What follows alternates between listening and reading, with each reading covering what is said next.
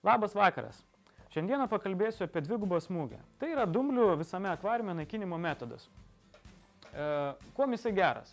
Geras tuom, kad vandenilio peroksidas ir skysta anglis veikiant kartu labai puikiai naikina didžiąją dalį visų akvariumuose sutinkamų dumblių.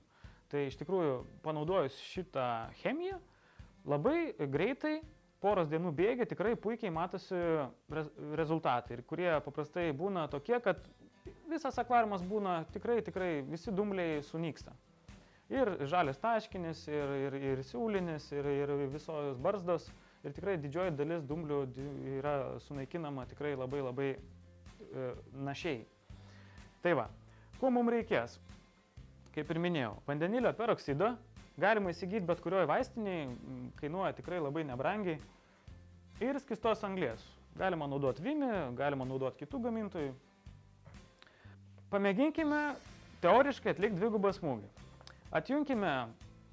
Atjungiame filtrus akvariume arba ištraukiame filtrą iš akvariumo. Tada sudozuojame vandenilio peroksidą.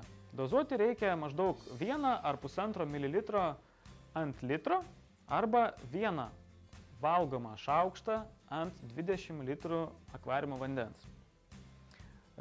Sudozuojam ir po to maišom akvariumo vandenį. Jį galima maišyti rankom, galima maišyti bliūdeliu, galima pajungti papildomą srovinę pompą, cirkuliacinę pompą. Visi metodai tinkami. Esmė, kad vanduo apeitų visus akvariumo kampučius ir kad ten vandenį esantis vandenilio peroksidas paliestų dumblius.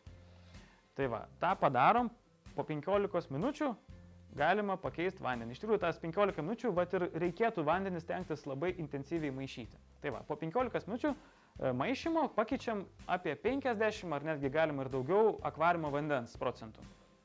Tai va, tas būtina norint išvengti žalingų poveikių, kad viskas sistema, žodžiu, atsigautų po chemijos tokios panaudojimo. Tai va, pakeičiam vandenį, na ir tada belieka panaudoti skystą anglį. Jos panaudoti galima tikrai, jeigu pastoviai naudojama, galima ir dvigubą dozę sudozuoti, negu paprastai naudojama. Galima ir visai minimalius kiekius sudozuoti. Priklauso, kaip gamintojas rašo, iš tikrųjų viršyti gamintojo kažkokių normų galbūt ir net nėra reikalo, nes tikrai panaudojus vandenilio peroksidą ir skystą anglį, šie du preparatai veikia išties labai veiksmingai. Tai va, panaudojus, už poros dienų dumbliai nunyksta ir tikrai akvariumas atrodo labai šviežias. Ir kas įdomiausia, labai pagerėja augalų augimas. Tikrai teko pastebėti ne vieną kartą po dvigubo smūgio panaudojimo, kad augalai iš tikrųjų atsigauna, tikrai labai geriau auga. Didžioji dalis augalų. Kam kenkia? Tai kenkia valisnerijom, kenkia ragalapiui,